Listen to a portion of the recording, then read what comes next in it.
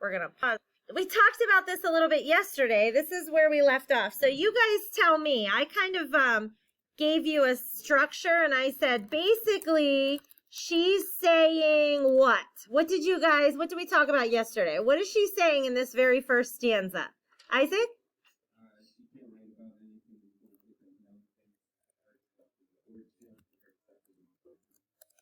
Very good. She can't write about anything important per se, like, or I guess, like anything that would be like on the basis of history or education, right? She can't write about anything important because she's not good enough. And we talked about how that menial for my mean pen related to that word menial. But there's something I want you guys, there's something I want us to consider here. She says, let poets and historians set these forth. What does she mean? Set what forth? What does she mean when she says, let poets and historians set these forth? For my obscure lines shall not so dim their worth.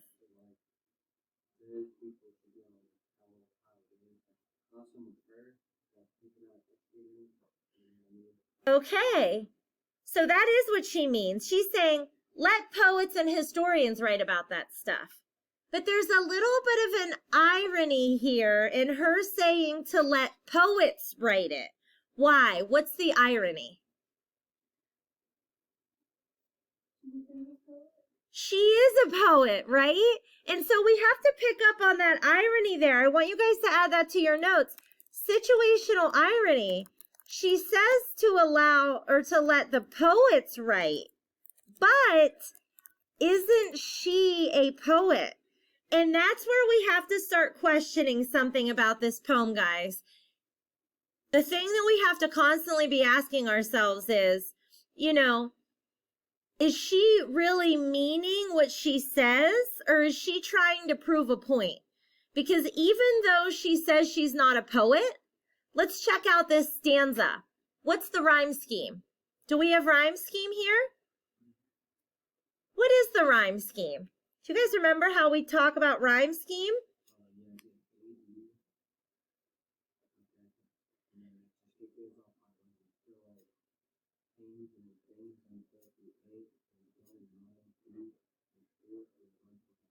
You're right. So the rhyme scheme is A, B, A, B, C, C. Okay, so we have solid rhyme scheme.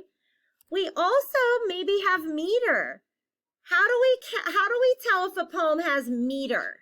Who remembers how we can tell if a poem has meter? What do we have to do? You have to count the syllables, right? So let's look at that first line. To sing of wars, of captains, and of kings, of cities founded, commonwealth begun, for my mean pen are two superior things. 10 beats in each line. What do we call that when a line of poetry has 10 syllables? Shakespeare wrote in this a lot, so you might remember it from when you read Romeo and Juliet.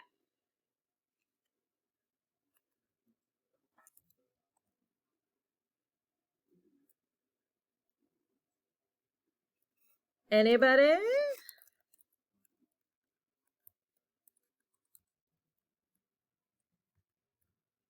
So just a quick little refresher. 2 syllables in poetry equals 1 foot. So if I have 10 syllables, it means I have 5 feet. In lines of poetry that have 5 feet are called pentameter. Okay, pentameter. So even though she says she's not a poet, she does a pretty good job at the beginning of this poem of establishing some solid poetic conventions. And that's kind of important to understanding the rest of the poem. So I'm going to talk. Okay, guys. So what did you come up with for stanza 2? Let's hear it. Who wants to share? Go ahead, Brandon.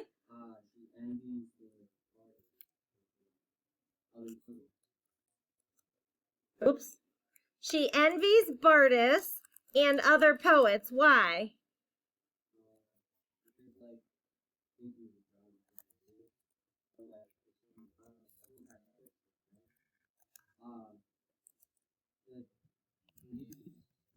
Uh-huh.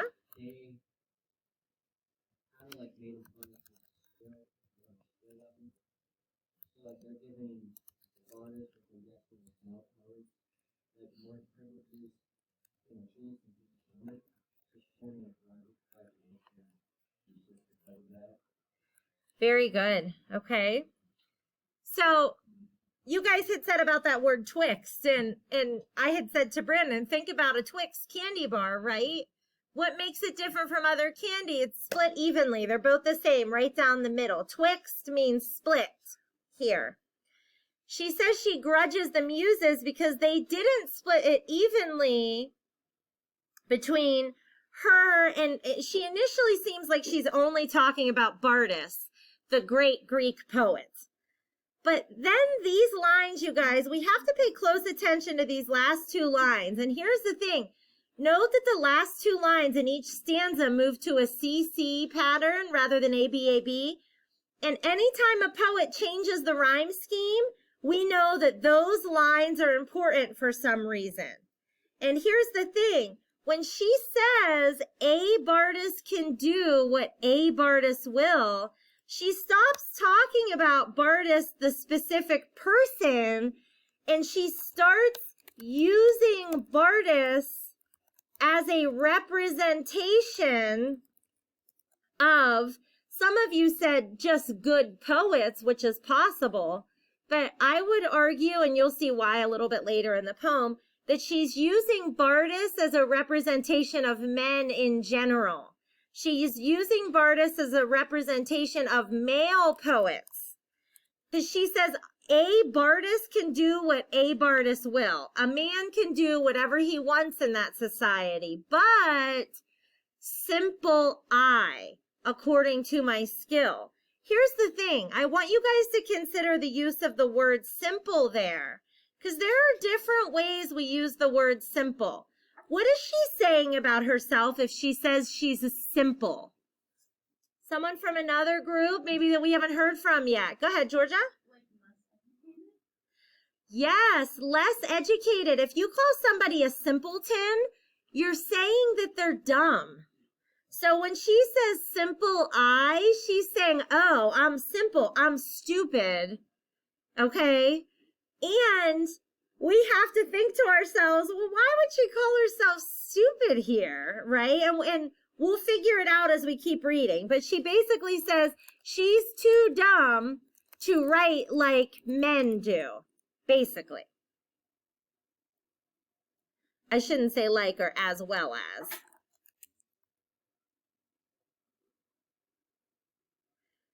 Okay, I'm going to pause that. Stanza 3 kind of starts introducing some important things. So what are you guys going to tell me about stanza 3? What did you guys take from that stanza? Brandon carried the team last time. Nick?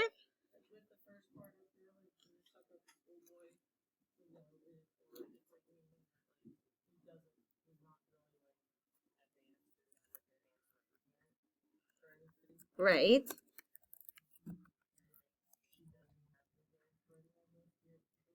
Eventually she'll get to that part, right? Right. So ultimately, let's go from the schoolboy just real quick. We'll get to that last point, Nick. Go ahead, Joanna. She does make the point, at the end of your notes, you can write, she makes the point that her writing will be blemished, is the word she used, because of her being a female. So at this point, we have to be thinking, wow, Anne Bradstreet has like very low self-confidence, right? But when we get a little bit later in the poem, all this will make sense, okay? So let's be a little bit more specific here. She says, no one expects advanced writing from a young boy. no one would expect great music if the instrument was broken. That's what those examples help to establish a low expectation of quote unquote broken things.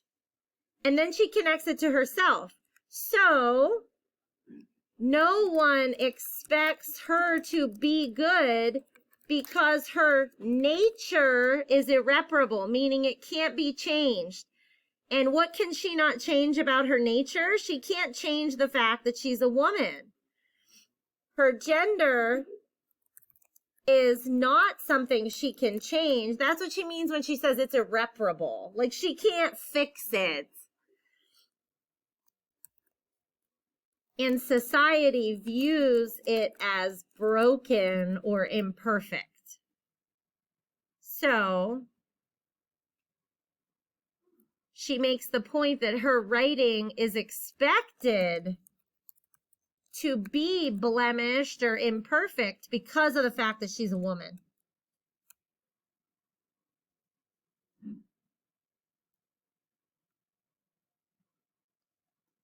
And that's where we're going to stop there, and you guys can work on the next stanza.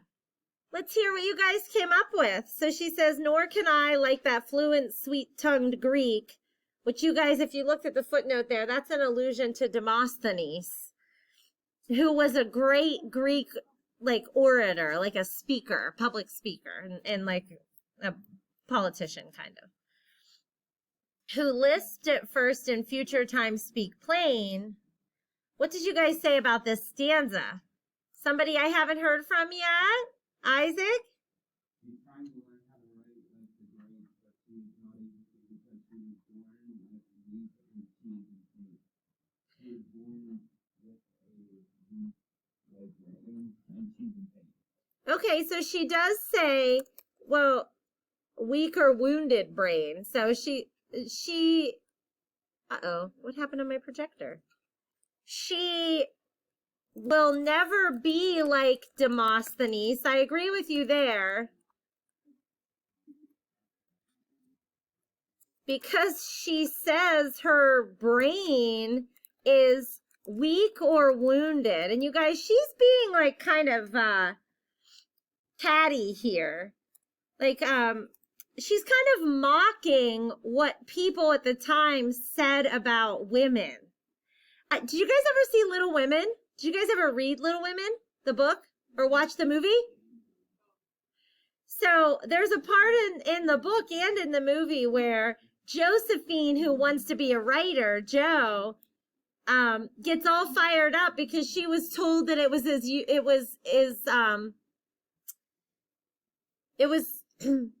educating a woman was the equivalent to trying to educate a cat. So this was some of the ideas of the time period when it came to a woman's ability to be educated. So when she says her brain is weak or wounded, it doesn't necessarily mean that she believed it was. She was reiterating the ideas of the time period in which she lived. Does that make sense? Are you guys with me there? She is. She's mocking them. Thank you. So she says her brain is weak or wounded, but she points out what enabled Demosthenes to become a great speaker. Like, what enables him to do that? Because he's born with a what? Let's talk about that.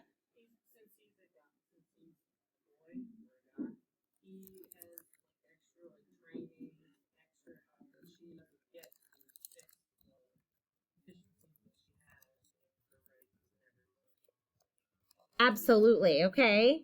So Demosthenes, here I am typing notes you can't see because my projector turned off.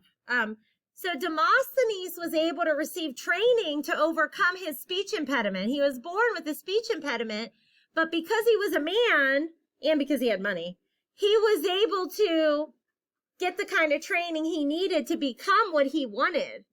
But she will never get that kind of training. And that's why she says, a bardist can do whatever he wants, what a bardist will. But she will never receive that kind of support, so she's kind of stuck in her quote-unquote simple state. Does that make sense? So there's like an unequal opportunity there. But she's also being funny when she says, art can do much, but this maxim, this saying's most sure, a weak or wounded brain admits no cure. She wants you to kind of chuckle there, right? She's like poking fun at herself at the same time. And that is where we'll stop for today and where we'll pick up tomorrow.